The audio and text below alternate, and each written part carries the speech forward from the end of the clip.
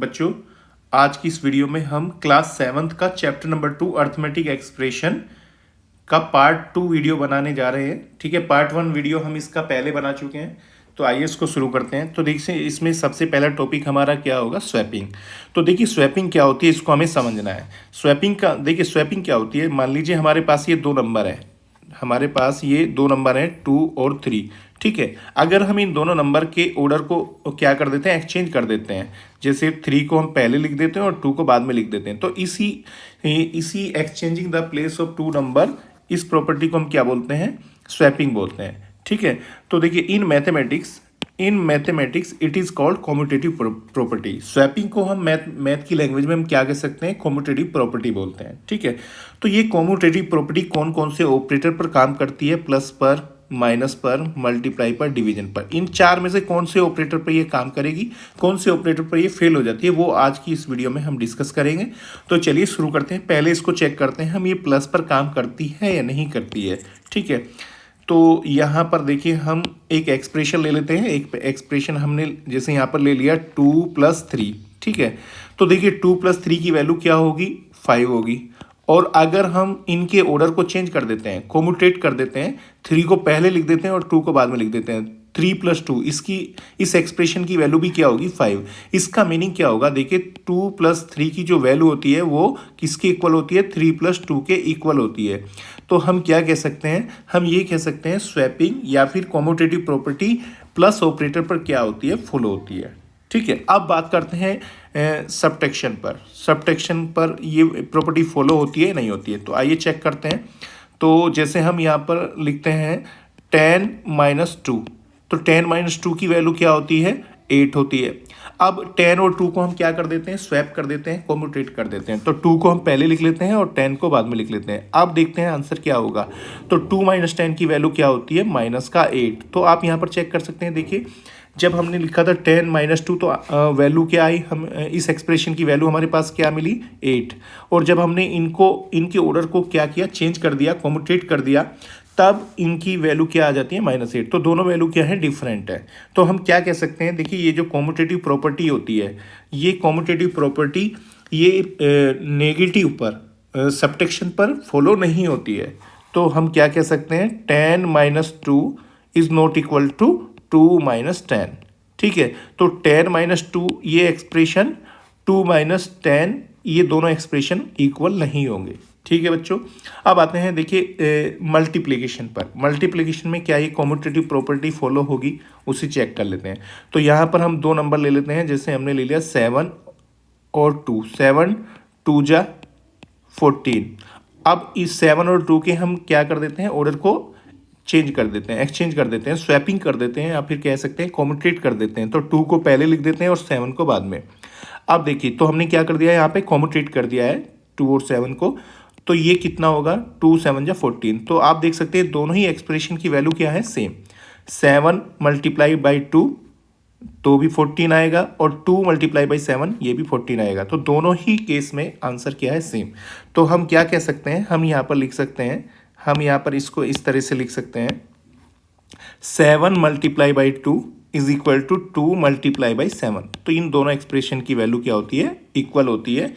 तो क्या कह सकते हैं, कॉम्यूटेटिव प्रॉपर्टी होल्ड्स इन मल्टीप्लिकेशन। तो कॉम्यूटेटिव जो प्रॉपर्टी होती है, कॉम्यूटेटिव प्रॉपर्टी ये मल्टीप्लिकेशन में होल्ड होती है। ठीक है, अब लास्ट ऑपरेटर हमारा क्या बचा है, डिवीजन।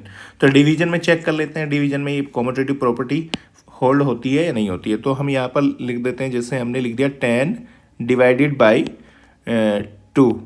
ठीक है, 10 / 2, 10 / 2 की वैल्यू क्या होगी बच्चों, इसकी वैल्यू होगी, जब 10 को 2 से डिवाइड करते हैं तो क्या आ जाता है, 5।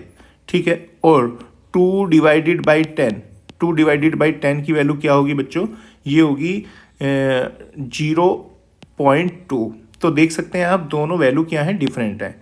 तो 10 / 2 इस एक्सप्रेशन की वैल्यू 5 है, और 2 / 10 इस एक्सप्रेशन की वैल्यू क्या है, 0.2। तो दोनों एक्सप्रेशन की वैल्यू इक्वल नहीं है। तो हम क्या कह सकते हैं, 10 / 2 is not equal to 2 / 10।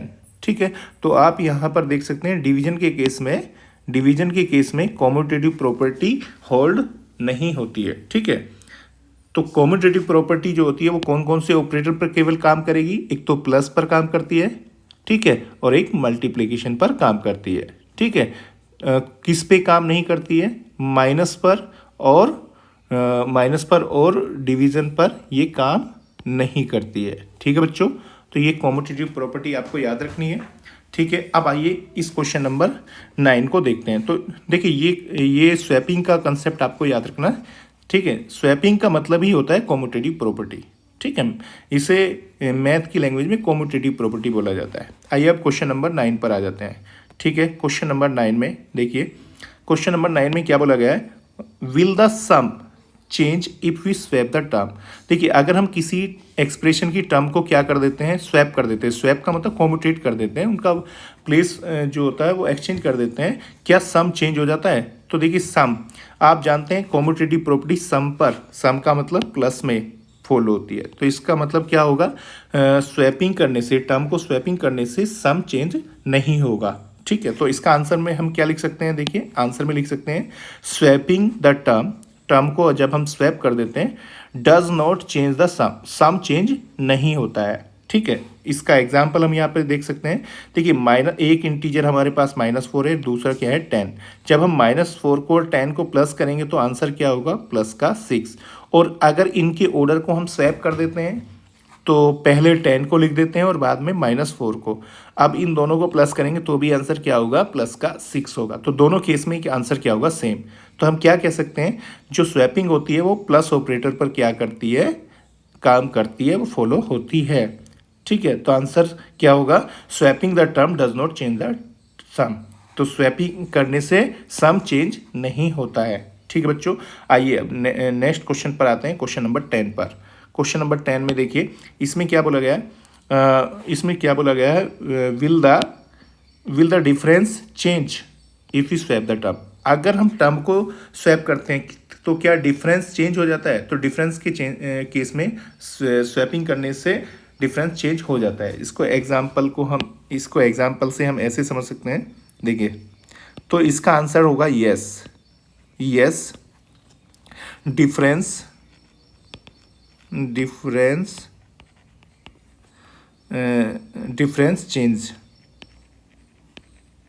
Changes if we swap the term, if we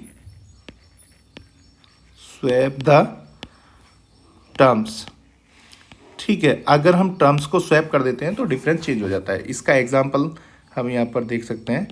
example में हम 2 नंबर ले सकते हैं, जैसे 2 - 5। 2 - 5 का आंसर क्या होगा, -3।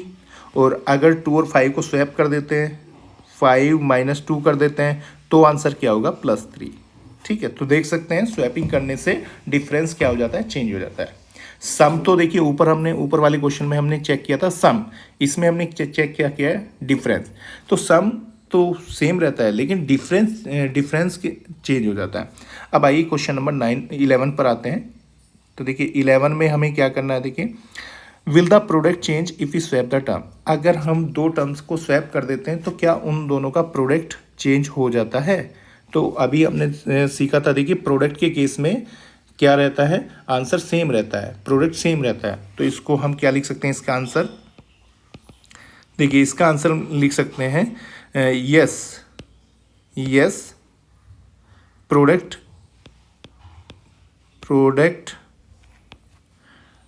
विल बी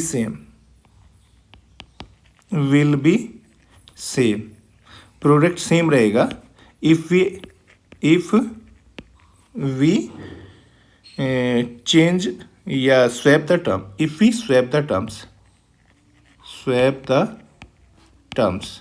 अगर हम टर्म्स को स्वैप कर देते हैं तो क्या होगा, प्रोडक्ट सेम रहेगा। इसका एग्जांपल देख लीजिए,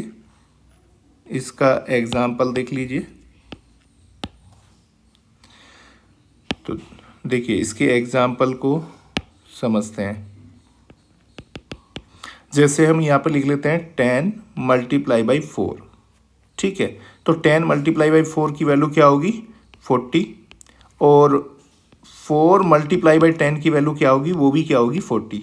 तो देख सकते हो दोनों केस में वैल्यू क्या आती है, सेम, ठीक है। अब आते हैं नेक्स्ट क्वेश्चन पर, क्वेश्चन नंबर 12 पर। देखिए क्वेश्चन नंबर 12 में क्या बोला गया, will the quotient change if will the quotient change if we swap the term. अगर हम टर्म को स्वैप करते हैं तो क्या कोशेंट चेंज हो जाता है। कोशेंट का मतलब होता है डिवीजन, ये डिवीजन को कोशेंट बोलते हैं। तो डिवीजन के केस में भी क्या होता है, वो कोशेंट चेंज हो जाता है। ठीक है, हमने पढ़ा था पहले, तो देखो फिर से देख लेते हैं। तो इसका आंसर क्या होगा, आंसर में क्या लिखेंगे, yes quotient change, quotient change, quotient क्या हो जाता है, चेंज हो जाता है। If we swap the terms, if we swap the terms, अगर हम टर्म्स को स्वैप करते हैं तो कोशेंट चेंज हो जाता है। इसको देखिए एग्जाम्पल की हेल्प से हम समझ सकते हैं। जैसे हमने यहाँ पे लिखा, हमने लिख दिया 20 डिवाइडेड बाई 10, तो 20 को 10 से डिवाइड करते हैं तो आंसर आता है हमारा 2, और 10 को डिवाइड करते हैं 20 से तो आंसर क्या आता है हमारा, ये आंसर आ जाएगा 0.5। ठीक है, तो आप देख सकते हो आंसर चेंज हो गया, कोशेंट क्या हो गया, चेंज। तो फर्स्ट एक्सप्रेशन का जो कोशेंट था वो 2 था, सेकंड एक्सप्रेशन का जो कोशेंट का मतलब डिवीजन के बाद जो आंसर मिलता है वो कितना है, 0.5। तो दोनों केस में क्या है, कोशेंट डिफरेंट है। तो हम क्या कह सकते हैं, कोशेंट चेंज हो जाता है जब हम टर्म्स को क्या करते हैं, स्वैप करते हैं। ठीक है, तो बच्चों ये हमारा टॉपिक ख़त्म हो चुका है स्वैपिंग का। स्वैपिंग आपको याद रखना है, स्वैपिंग को हम क्या बोलते हैं मैथ की लैंग्वेज में, स्वैपिंग को हम बोलते हैं कॉम्यूटेटिव प्रॉपर्टी। ठीक है, अब आते हैं नेक्स्ट टॉपिक पर, ग्रुपिंग पर।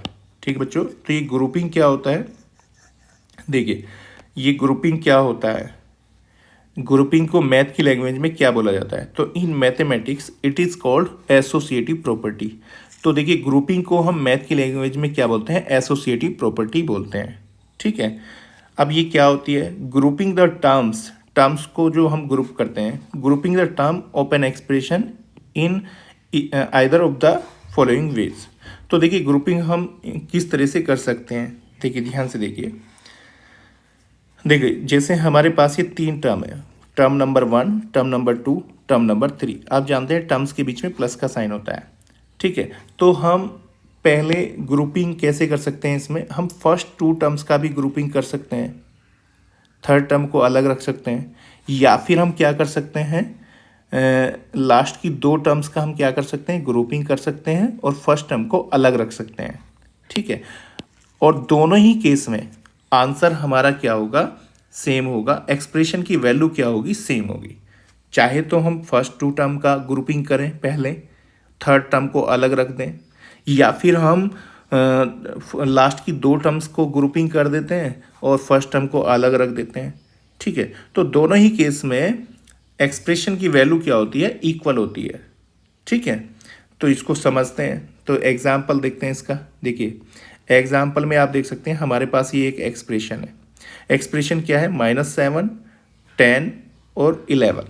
ठीक है, ये क्या है, -7 एक फर्स्ट टर्म है, ये हमारी 10 सेकंड टर्म है, और -11 ये थर्ड टर्म है। अब इन तीनों टर्म्स को हमें प्लस करना है, तो हम कैसे कर सकते हैं, देखो हम ग्रुपिंग कर सकते हैं। हम पहले फर्स्ट 2 टर्म्स की अगर हम ग्रुपिंग कर देते हैं तो इस एक्सप्रेशन की वैल्यू क्या मिलेगी हमें, तो देखो आपको पता है जब हम ब्रैकेट लगाते हैं तो ब्रैकेट के अंदर का जो एक्सप्रेशन होता है सबसे पहले उसको सोल्व किया जाता है।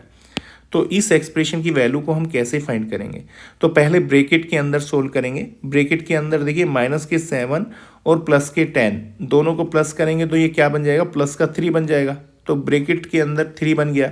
जब ब्रैकेट के अंदर एक सिंगल नंबर बन जाता है तो उसका ब्रैकेट हम रिमूव कर देते हैं। अब +3 में हमें क्या प्लस करना है, -11। तो 3 में -11 हम प्लस करेंगे तो ये कितना आ जाएगा हमारा, ये आ जाएगा -8। ठीक है, तो एक्सप्रेशन की वैल्यू -8 आ जाएगी जब हम फर्स्ट 2 टर्म पर ग्रुपिंग करेंगे।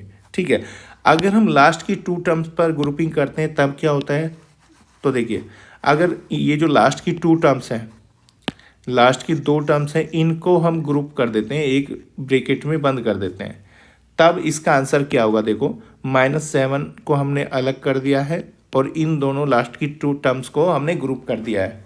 तो देखिए प्लस का 10 और माइनस का 11, इन दोनों को प्लस करेंगे तो माइनस का 1 आ जाएगा।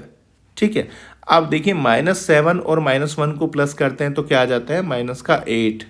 तो फिर से आंसर माइनस का 8 आ गया।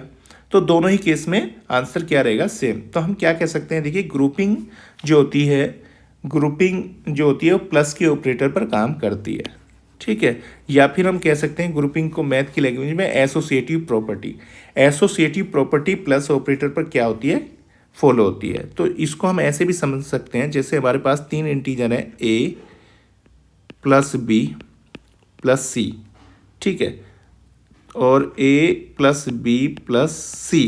तो देखो अगर हम इन तीनों इंटीजर को प्लस करना चाहते हैं तो हम ग्रुपिंग पहले फर्स्ट 2 इंटीजर की ग्रुपिंग कर सकते हैं या फिर हम लास्ट 2 इंटीजर की ग्रुपिंग कर सकते हैं। तो दोनों ही केस में आंसर हमारा क्या होगा, इक्वल रहेगा। दोनों ही एक्सप्रेशन की वैल्यू क्या होगी, सेम रहेगी।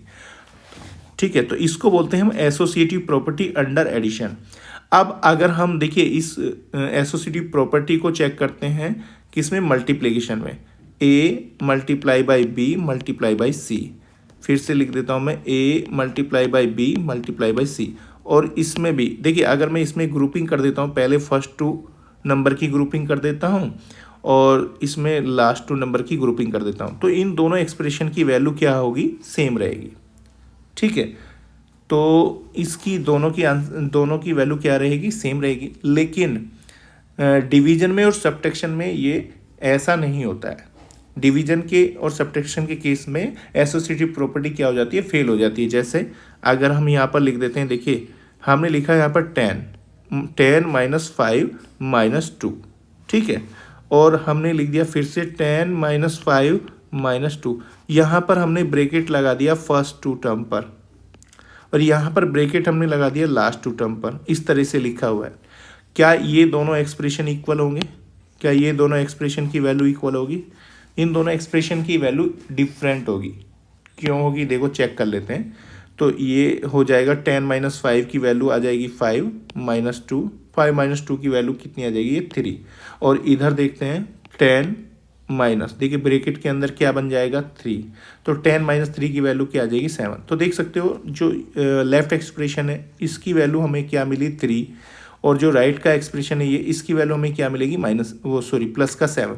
तो दोनों वैल्यू क्या है, डिफरेंट है। तो हम क्या कह सकते हैं, these 2 expression are not equal. तो ये दोनों एक्सप्रेशन इक्वल नहीं है। तो जो एसोसिएटिव प्रॉपर्टी होती है वो सब्ट्रैक्शन में फॉलो नहीं होती है। ठीक है बच्चों, तो ये कौन कौन से ऑपरेटर पर फॉलो होती है, प्लस पर होती है, मल्टीप्लिकेशन पर होती है, इन दोनों पर तो ये होती है। लेकिन सब्ट्रैक्शन में तो अगर इस तरह से लिखा हुआ है a माइनस बी माइनस सी और यहाँ पर फर्स्ट 2 टर्म्स को क्या कर देते हैं, ब्रैकेट में बंद, तो ये नॉट इक्वल टू होगा किसके, a माइनस बी माइनस सी। ठीक है, तो ये दोनों एक्सप्रेशन इक्वल नहीं होंगे। तो इन दोनों के बीच में हम नॉट इक्वल टू का सिंबल लगाएंगे। इसके बाद डिवीजन में क्या होता है, देखिए डिवीजन में भी ये फॉलो नहीं होता है। a divided by b divided by c is not equal to a divided by b divided by c. तो ये एसोसिएटिव प्रॉपर्टी किसमें है, डिवीजन में, जो कि फॉलो नहीं होती है। ठीक है, सब्ट्रैक्शन में और डिवीजन में ये प्रॉपर्टी फॉलो नहीं होगी, काम नहीं करेगी। लेकिन प्लस में और मल्टीप्लिकेशन में ये प्रॉपर्टी काम करती है। तो बच्चों ये प्रॉपर्टी समझ में आई। तो इसको बोलते हैं ग्रुपिंग, मैथ की लैंग्वेज में बोलते हैं इसको एसोसिएटिव प्रॉपर्टी। ठीक है, अब कुछ क्वेश्चन पर आ जाते हैं। देखिए ये क्वेश्चन नंबर 13। तो 13 में क्या बोला गया, देखिए ध्यान से देखिए, associative property holds in addition. तो एडिशन में ये काम करती है, येस और नो? तो ये एडिशन में काम करती है, तो हम क्या बताएंगे, यस। ठीक है, सब्ट्रैक्शन, क्या ये सब्ट्रैक्शन में काम करेगी? एसोसिएटिव प्रॉपर्टी सब्ट्रैक्शन में काम करती है, तो इसका आंसर क्या होगा, नो। सब्ट्रैक्शन में ये काम नहीं करती है। ठीक है, मल्टीप्लिकेशन में ये काम करेगी क्या? मल्टीप्लिकेशन में क्या होगा, यस। और डिवीजन में क्या होगा, डिवीजन में क्या होगा, नो। डिवीजन में ये काम नहीं करती है। ठीक है बच्चों, अब आते हैं क्वेश्चन नंबर 14 पर। क्वेश्चन नंबर 14 में देखिए क्या बोला गया है, इसको एक बार रीड कर लेते हैं। Madhu is flying a drone from a terrace.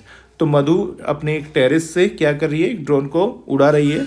The drone go 6 meter up, पहले ड्रोन 6 मीटर ऊपर जाता है एंड देन 4 मीटर डाउन, उसके बाद 4 मीटर नीचे आ जाता है।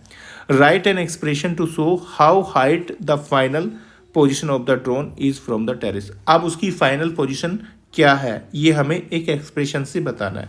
तो देखो पहले ड्रोन कहाँ पर जाता है, 6 मीटर ऊपर जाता है, 6 मीटर ऊपर जाता है पहले, उसके बाद क्या होता है वो 4 मीटर नीचे आ जाता है। 4 मीटर कहाँ पर आ जाता है, नीचे। 4 मीटर कहाँ पर आ जाता है, नीचे। तो अब उसकी फाइनल पोजीशन कितनी हाइट पर है ये हमें बताना है। तो क्या करेंगे इसके लिए, height of the final position. तो इसका आंसर देखिए क्या होगा, क्वेश्चन इतना बड़ा है लेकिन आंसर इसका एक ही लाइन का है। तो आंसर में क्या लिखेंगे, height of final position is equal to 6 - 4। तो देखिए 6 में से 4 को माइनस कर देंगे क्योंकि नीचे आ जाएगा 4 मीटर। तो एक्सप्रेशन क्या बन जाएगा, 6 - 4। तो ये 6 - 4 एक्सप्रेशन बन जाएगा जो क्या शो करेगा, उसकी फाइनल पोजीशन। ठीक है, अब आते हैं क्वेश्चन नंबर 15 पर। 15 में क्या बोला गया देखिए ध्यान से समझिए। Ammu, Charan, Madhu and John went to a hotel and ordered four dosa. ठीक है, तो ये चारों कहाँ पर जाते हैं, एक होटल में जाते हैं और 4 डोसे के लिए ऑर्डर कर देते हैं। ठीक है, इच डोसा कॉस्ट ₹23 और हर एक कॉस्ट मतलब डोसे की जो कॉस्ट है वो कितनी है, एक डोसे की कॉस्ट ₹23 है।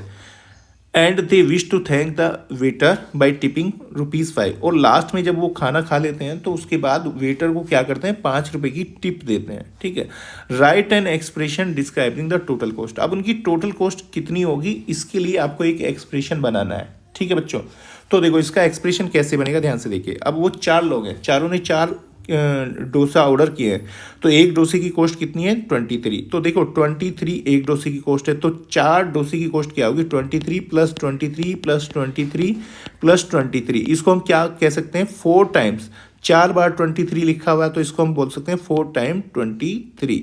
ठीक है, तो उसके बाद तो ये क्या होगी, 4 × 23, 4 डोसे की कॉस्ट हो जाएगी। इसके बाद इसमें हमें और क्या प्लस करना है, इसमें प्लस करना पड़ेगा हमें जो टिप उन्होंने दिया है वेटर को।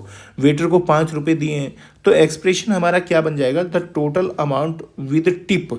तो देखिए टोटल अमाउंट विद टिप क्या बनेगी, 4 × 23 + 5।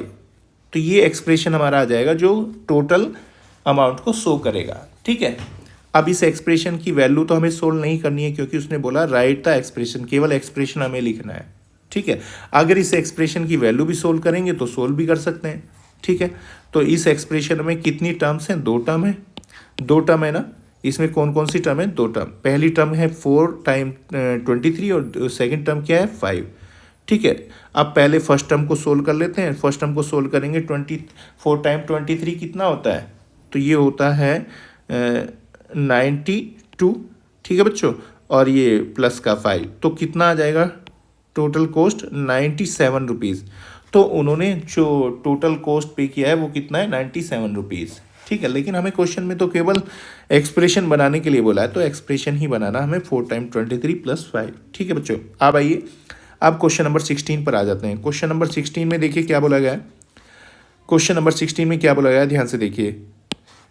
इसमें बोला गया है हियर आर 2 पिक्चर्स। यहाँ पे हमें 2 पिक्चर दिख रही हैं, पिक्चर नंबर 1 और पिक्चर नंबर 2।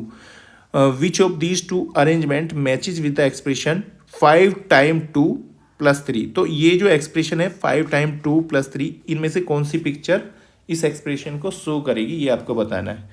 तो हमारे पास देखिए 5 × 2 कहाँ पर है, तो देखिए ये देखो ये 2 है ना। देखो ध्यान से देखो ये कितने हैं, ये 2 तो ये रहे 2, ये 2 2 2, तो कितने हो गए, 5 × 2 हो गए, 5 × 2। उसके बाद ये क्या है, 3 अकेला 3 है। तो ये जो पिक्चर नंबर 1 है ये इसका एक्सप्रेशन क्या होगा, 5 × 2 + 3। ठीक है, तो पिक्चर नंबर 1 इसका आंसर होगा। ठीक है, ये जो क्वेश्चन में बोला गया है इस एक्सप्रेशन का पिक्चर कौन सा होगा, तो पिक्चर नंबर 1 इसका क्या होगा आंसर। अगर पिक्चर नंबर 2 की बात करेंगे, पिक्चर नंबर 2 का एक्सप्रेशन क्या होगा, देखिए ये जो ब्लू बॉक्स हैं, तो ये कितने बॉक्स हैं, 2 बार लिखे हुए, 1 और 2। ठीक है, 3 यहाँ पे है, 3 यहाँ पर, तो हम इसे लिख सकते हैं 2 × 3 है हमारे पास, प्लस और येलो कितने, येलो है ये 5 5, 5 5 2 बार है तो क्या लिख सकते हैं 2 टाइम 5। तो इसका एक्सप्रेशन तो ये बनेगा, पिक्चर 2 का एक्सप्रेशन क्या होगा 2 टाइम 3 प्लस 2 टाइम 5। ठीक है बच्चों, तो क्वेश्चन नंबर 16 का आंसर होगा पिक्चर नंबर 1। अब आते हैं क्वेश्चन नंबर 17 पर। देखिए क्वेश्चन नंबर 17 में क्या बोला गया है इसको एक बार रीड करेंगे।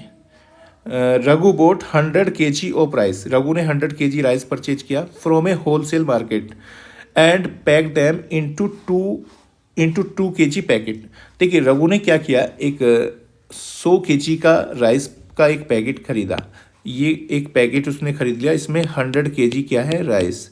अब उसने क्या किया, इस 100 kg राइस के छोटे छोटे पैकेट बनाए उसने 2-2 kg के, 2-2 kg के क्या बनाए उसने छोटे छोटे पैकेट। ठीक है, 2-2 kg के क्या बनाए उसने छोटे छोटे पैकेट बनाए। तो देखो इसके कितने पैकेट बनेंगे ये बताइए, तो कितने पैकेट बनेंगे, तो कैसे फाइंड करेंगे इसको। तो 100 kg उसने परचेज किया, ठीक है। अब 2-2 kg के कितने पैकेट बनेंगे, तो इसको हम डिवाइड करेंगे 2 से डिवाइड करेंगे तो कितना आ जाएगा ये 100 डिवाइडेड बाई 2 50। इसका मतलब जो उसने 100 kg राइस परचेज किया है उसके 2-2 kg के कितने पैकेट बनेंगे 50 पैकेट बन जाएंगे, या फिर हम कह सकते हैं एक्सप्रेशन की फॉर्म में 100 डिवाइडेड बाई 2 ये इतने पैकेट बन जाएंगे। ठीक है, अब उसने क्या बोला, ही ऑलरेडी हैड 4 2 kg पैकेट, उसके पास 4 पहले से ही पैकेट हैं, 2-2 kg के 4 पैकेट उसके पास पहले से हैं।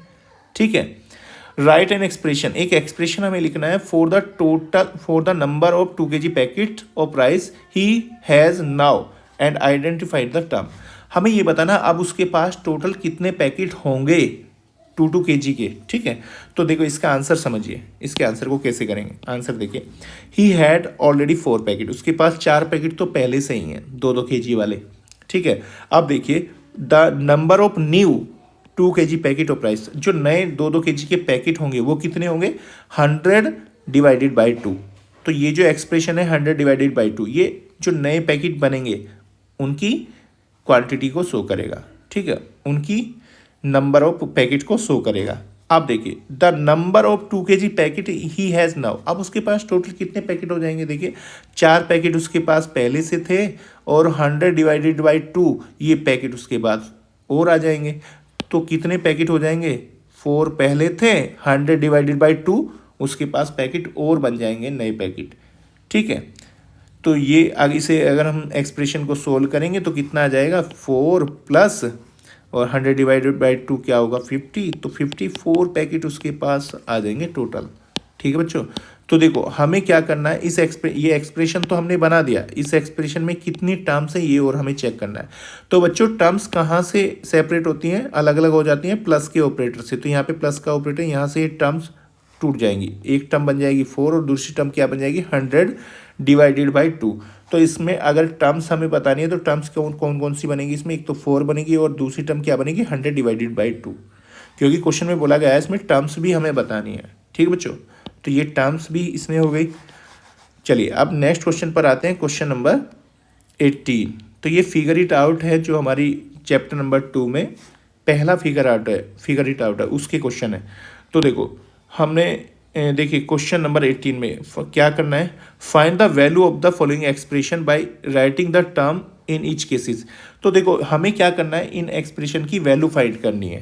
ठीक है बच्चों, तो देखो एक्सप्रेशन क्या है, इसका आंसर देखिए समझते हैं। 28 - 7 + 8, तो ये हमारे पास एक एक्सप्रेशन दिया हुआ है। इस एक्सप्रेशन में कितनी टर्म्स हैं बच्चों, इस एक्सप्रेशन में 3 टर्म्स हैं।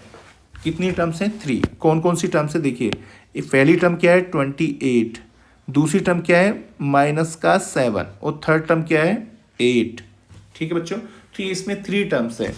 ठीक है, इस एक्सप्रेशन को हम ऐसे भी लिख सकते हैं, पहली टर्म 28 फिर प्लस का साइन, क्योंकि टर्म्स के बीच में प्लस का साइन आता है, फिर -7 ये दूसरी टर्म हो जाएगी और फिर प्लस का 8, तो ये तीनों टर्म्स अलग अलग हो जाएंगे।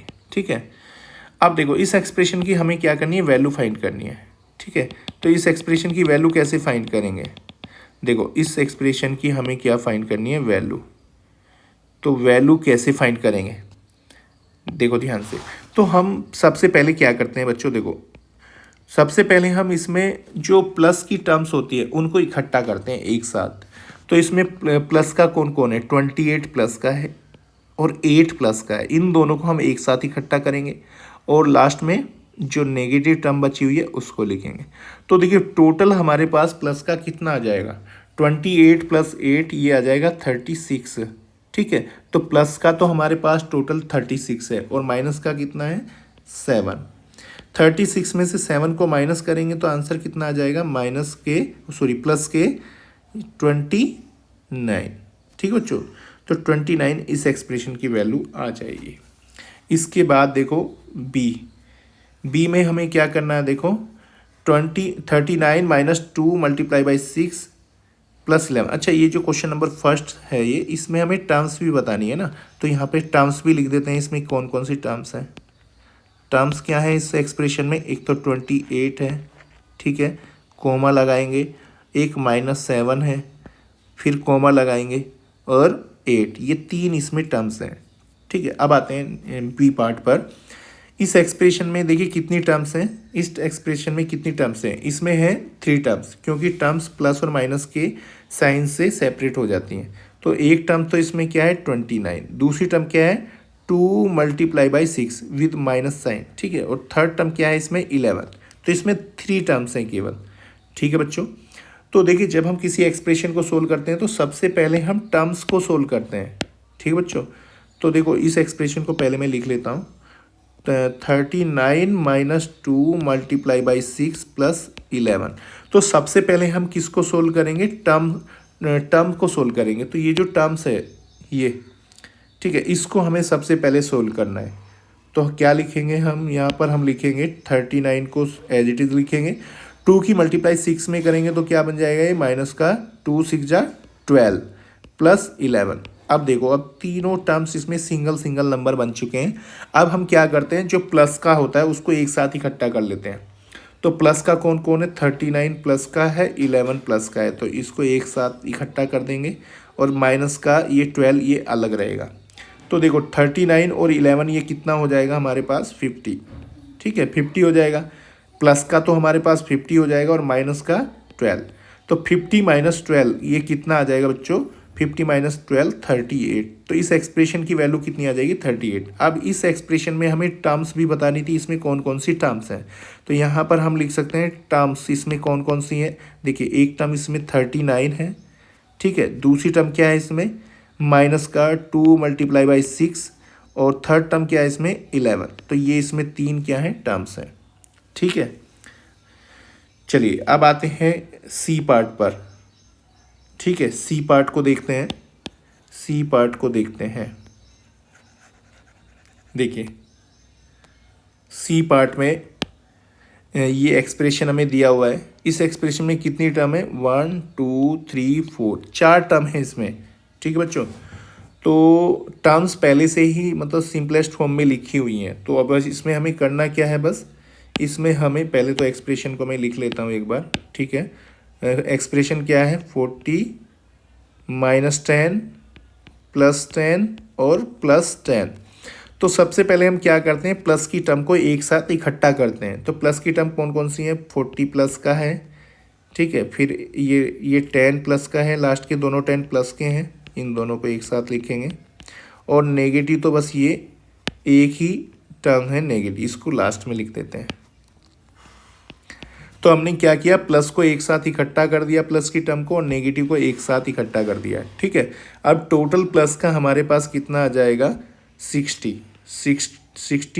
हो जाएगा, टोटल प्लस का हो जाएगा, और नेगेटिव कितना हो जाएगा 10 माइनस का 10। अब 60 में से 10 को माइनस करेंगे तो आंसर हमारा कितना आ जाएगा बच्चों 50। ठीक है, तो इस एक्सप्रेशन की वैल्यू क्या होगी 50 होगी। अब इस एक्सप्रेशन में टर्म्स क्या है वो टर्म्स भी हमें बतानी है।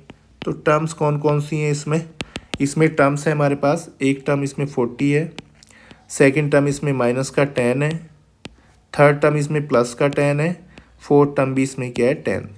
तो इसमें 4 टर्म्स हैं। ठीक है, समझ में आया बच्चों। चलिए अब हम आते हैं डी पार्ट पर। इसका जो ये डी पार्ट है इसको देख लेते हैं। देखिए अब ये जो डी पार्ट है इसमें कितनी टर्म्स दी हुई हैं पहले वो चेक करेंगे। तो देखो यहाँ पे माइनस और प्लस के साइन को देखते हैं। माइनस का साइन यहाँ पर है और प्लस का साइन यहाँ पर है। तो टर्म्स कितनी बन जाएंगी, 1 2 3, इसमें 3 टर्म्स बन जाएंगी बच्चों, ठीक है। तो इन तीनों टर्म्स को हमें पहले सोल्व करना है, उसके बाद प्लस को एक साथ इकट्ठा करना है, माइनस को एक साथ इकट्ठा करना है, ठीक है। तो इसको एक्सप्रेशन को पहले मैं लिख लेता हूँ, 48 minus 10 multiply by 2 plus 16 divided by 2, ठीक है बच्चों। तो बच्चों सबसे पहले हम क्या करते हैं, टर्म्स को सोल्व करते हैं, ठीक है। तो जो पहली टर्म है 48, ये तो ऑलरेडी पहले से सिंगल नंबर बनी हुई है, तो इसको तो एज इट इज लिखेंगे। अब ये जो सेकंड टर्म है 10 मल्टीप्लाई बाई 2, इसको हम क्या लिख सकते हैं बच्चों, इसको हम लिख सकते हैं 10 मल्टीप्लाई बाई 2 को 20। और ये जो थर्ड टर्म थी हमारे पास, इसको हम क्या लिख सकते हैं, 16 डिवाइडेड बाई 2 को, 16 को जब हम 2 से डिवाइड करते हैं तो क्या आ जाता है 8। अब देखो तीनों टर्म्स सिंप्लीफाई हो चुकी है, ठीक है, सिंगल नंबर बन चुकी है। अब हम क्या करते हैं, प्लस को एक साथ इकट्ठा कर लेते हैं। तो प्लस कौन कौन सी टर्म है, देखिए 48 और 8 ये दोनों प्लस के हैं, तो इनको एक साथ हम इकट्ठा कर लेते हैं, 48 को और 8 को, ठीक है। नेगेटिव को अलग कर देते हैं, ठीक है। अब देखिए 48 और 8 दोनों को प्लस कर, दोनों प्लस प्लस के हैं, तो प्लस का टोटल कितना आ जाएगा हमारे पास 56, और ये माइनस का 20। तो 56 में से 20 को माइनस करेंगे तो आंसर हमारा कितना आ जाएगा 36, ठीक है बच्चों। तो इस एक्सप्रेशन की वैल्यू कितनी होगी 36, ठीक है। अब इस एक्सप्रेशन की टर्म्स लिख देते हैं, टर्म्स भी पूछी गई है ना, तो टर्म्स लिख देते हैं। टर्म्स क्या है इसमें, इस एक्सप्रेशन में टर्म्स क्या है, पहली टर्म इसमें क्या है 48, सेकेंड टर्म क्या है इसमें माइनस का 10 मल्टीप्लाई बाई 2, और थर्ड टर्म इसमें क्या है 16 डिवाइडेड बाई 2। इसमें ये 3 टर्म्स हैं, ठीक है बच्चों। ये क्या है इसमें, इस एक्सप्रेशन में 3 टर्म्स, ठीक है। अब इसके ई पार्ट पर आ जाइए। ई पार्ट में क्या है देखो, ई पार्ट को समझते हैं। 6 multiply by 3, 4 multiply by 8 multiply by 5। तो देखो इस एक्सप्रेशन में कितनी टर्म्स हैं, ओनली 2 टर्म्स हैं। कितनी टर्म्स हैं, ओनली 2 टर्म्स। तो चलिए इसको हम सोल्व कर लेते हैं। तो पहले एक्सप्रेशन को लिख लेते हैं, 6 multiply by 3 minus 4 multiply by 8 multiply by 5। तो पहले हम क्या करते हैं, टर्म्स को सिंप्लीफाई करते हैं। तो इन दोनों टर्म्स को हम क्या करेंगे, सिंप्लीफाई करेंगे।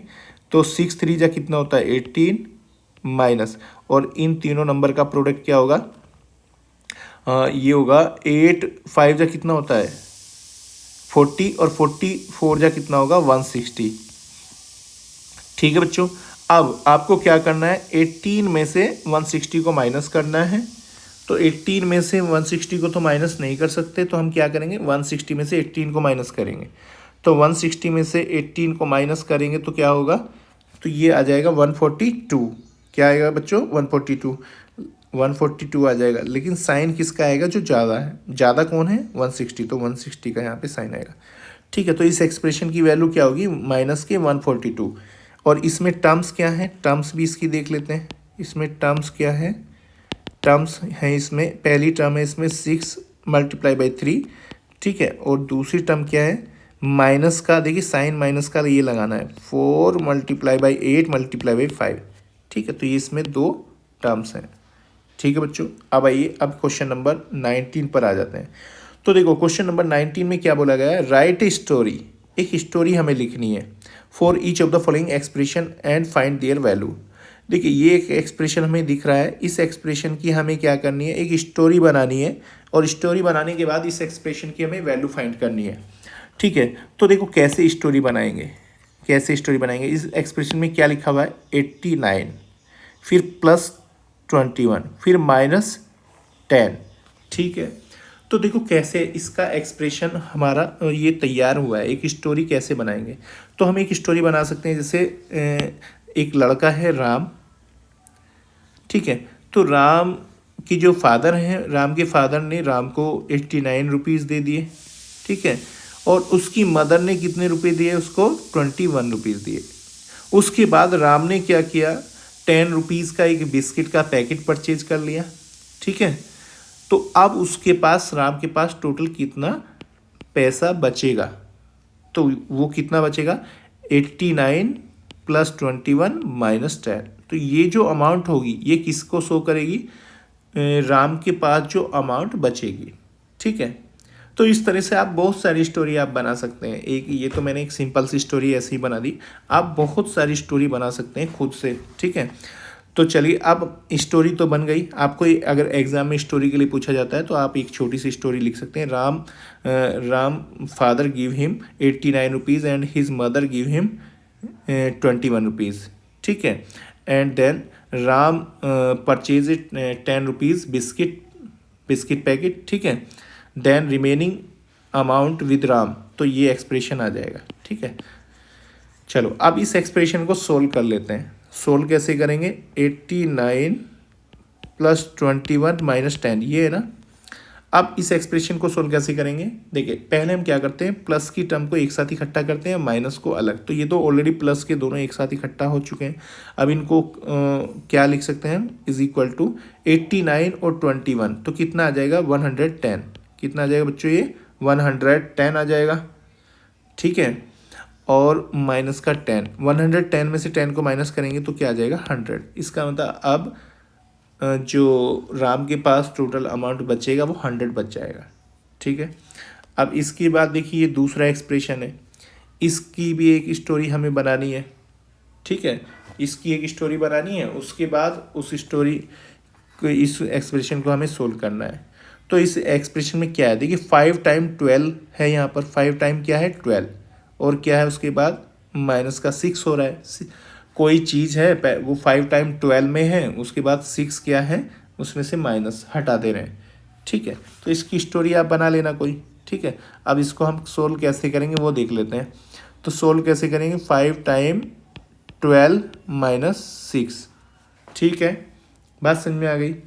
अब देखो 5 टाइम 12 माइनस 6, इसमें को हम कैसे सोल्व करेंगे, पहले हम टर्म्स को सोल्व करते हैं। 5 टाइम 12 को हम क्या लिख सकते हैं 60 और माइनस 6, 60 माइनस 6 की वैल्यू कितनी आ जाएगी 54। तो इस एक्सप्रेशन की वैल्यू आ जाएगी 54। ठीक है, सी को देखिए, इसको इस एक्सप्रेशन में कितनी टर्म्स हैं, 2 टर्म है। तो इसको कैसे लिखेंगे, 4 टाइम 9 प्लस 2 टाइम 6। तो 4 टाइम 9 की वैल्यू कितनी आ जाएगी 36, और 2 टाइम 6 की वैल्यू आ जाएगी 12, दोनों को प्लस करेंगे 48 आ जाएगा। तो इस एक्सप्रेशन की वैल्यू क्या आ जाएगी 48।